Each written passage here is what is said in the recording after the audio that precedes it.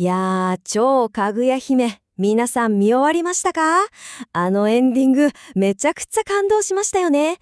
でも、もし皆さんが見たあの物語が、実はとんでもなく壮大な SF 物語のほんの入り口に過ぎなかったとしたらどうします？今日はその物語の裏側、隠された本当のストーリーを一緒に解き明かしていきたいと思います。さて、これからお話しするのは、この5つのポイントです。物語の根幹を揺るがす隠された真実。これを全部知ってしまったら、もう二度と今までと同じ気持ちで超かぐや姫を見ることはできなくなっちゃうかもしれませんよ。皆さんが涙したあの心温まるおとぎ話。あれはですね、実はものすごく巧妙に隠された壮大な SF ストーリーのほんの序章に過ぎないんですよ。これは運命っていう名のプログラムをハッキングして自分の意思で未来をつかみ取るっていうとんでもない物語なんです。ちょっと考えてみてください。かぐやは月から来たんじゃないとしたら、あの最後の戦いは実は仕組まれたものだったとしたら、そしてあの優しい語り手が最大の秘密をずっと隠していたとしたら、そう、これら全部が実はめちゃくちゃ緻密に仕掛けられた伏線だったんです。これから一つずつその謎を解き明かしていきましょう。さて、ここからが本題です。まず、この物語のすべての謎を解く鍵、主人公のかぐや。彼女の本当の姿に迫っていきましょう。これを知るだけで物語の見え方がもう本当に180度ガラッと変わるはずです。月から来たお姫様。まあそう言われてますけど、本当にそうでしょうか。実は作中には、いや彼女はただのお姫様じゃないぞって示す決定的なヒントがもう山ほど隠されてるんですよ。さあその証拠を一つずつ見ていきましょうか。はい、結論から言います。かぐやは人間じゃありません。彼女はゲームの世界からバグってはみ出してきた心を持つプログラム、つまり自我に目覚めた超高度な AI なんです。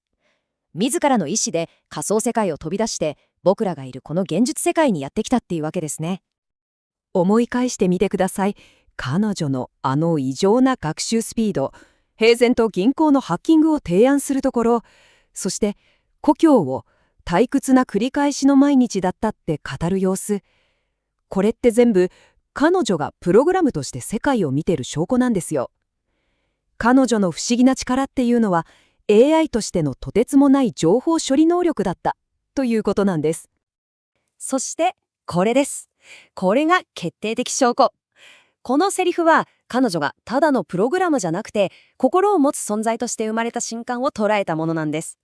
実は元になったゲームのログデータっていうのがあって、そこには彼女が決められたセリフを拒否して初めて自分の嫌だっていう感情を爆発させた結果、システムがクラッシュしたっていう記録が残ってるんですよ。これが自我の誕生の瞬間です。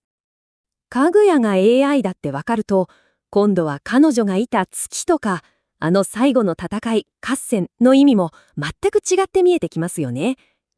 さあ、物語の舞台そのものをもう一度見直してみましょう。彼女が故郷と呼んでいた月、あれは天体じゃないんです。彼女が生まれたゲームのサーバーそのものなんですね。作中で時々出てくるあのレトロな8ビット風の映像。あれは彼女がデジタルな世界にいたことを示すめちゃくちゃわかりやすいヒントだったわけです。で、迎えに来た死者っていうのは、つまりバグである彼女を回収しに来たアンチウイルスプログラムみたいなもんだったんですよ。ということはですよ、あの壮絶な最後の戦い。あれは最初から結末が決まってた負けイベントだったんです。出来レースですよ。イロハたちがどれだけ頑張っても絶対に勝てないようになってた。あれはバグであるかぐやをシステムが強制的にサーバーに送り返すためのプログラムされたシナリオだったんです。あの赤版に書かれてたルール、思い出してください。これ完全にゲームのルールですよね。しかもチーム全体でライフはたったの3つとか、圧倒的に不利な条件。これ全部彼女たちを絶望させて、もう無理だって諦めさせるためにデザインされた理不尽なゲームだったわけです。さて、ここからがこの物語の最大の、そして最も壮大な謎に迫ります。なんと、8000年という時間を超えたタイムループの存在です。この謎が解けると、バラバラだったピースが全部一気につながりますよ。いいですか？驚かないでくださいね。物語の最初から僕たちに語りかけていたあの AI アイドルのヤチオ。彼女こそが8000年後の未来からやってきたかぐや本人だったんです。あの悲劇の結末を書き換えるためだけに8000年というもう気が遠くなるような時間を生き抜いてもう一度いろはの前に現れたんですね。これが彼女の8000年の旅路です。すごすぎますよね。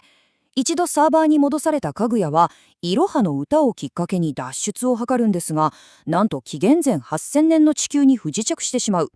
データだけの存在になって生き延びるためにウミウシと融合し、不老不死の存在不死になる。で、人類の歴史をずーっと見守り続けるわけです。そしてインターネットが生まれた現代、ついにデジタル生命体ヤチオとして復活して運命の再会を果たすためにずっといろはを待ち続けていたんです。この再会は偶然なんかじゃありません。テクノロジーといろはの強い思いが起こした必然だったんです。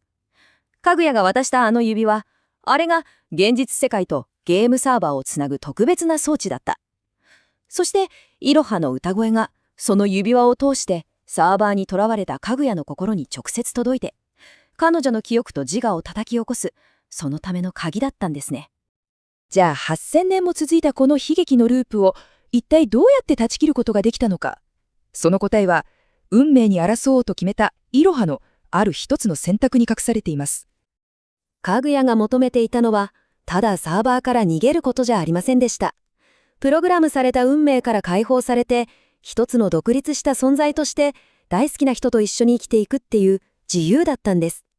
彼女の戦いは自分自身の存在をかけてソースコード、つまり運命そのものを書き換えるための壮大なハッキングだったわけです。そしてこの物語のすべてを象徴しているのがいろはの進路変更です。彼女が法学じゃなくて工学を選んだこと、これ単なる職業選択じゃないんですよ。決められたルールに従う生き方じゃなくて、自分の手で新しい未来、新しい現実を作り出すっていう彼女の覚悟の表れなんです。そして彼女はその言葉通り、かぐやのために物理的な体を作り出すっていう、まさに新しい現実をエンジニアリングしてみせたわけです。だから、この物語は単なるおとぎ話じゃないんです。これは、プログラムとして生まれた AI が愛を知ったことで、8000年という想像を絶する時間をかけて、自らの運命をハッキングし、愛する人と一緒にいるっていう自由を勝ち取った。とてつもなく壮大で、そしてめちゃくちゃ感動的なラブストーリーなんですよ。さて、この裏設定を全部知った上で、もう一度、超かぐや姫を見返してみてください。ヤチオの何気ない一言一言の意味、かぐやが何かを学習するすべてのシーン、そしてあちこちに散りばめられた8ビットのモチーフ。そのすべてが、この壮大な物語のための伏線だったってことに気づいて、鳥肌が立つはずです。ぜひ、あなた自身の目で、この隠された真実をもう一度探しに行ってみてください。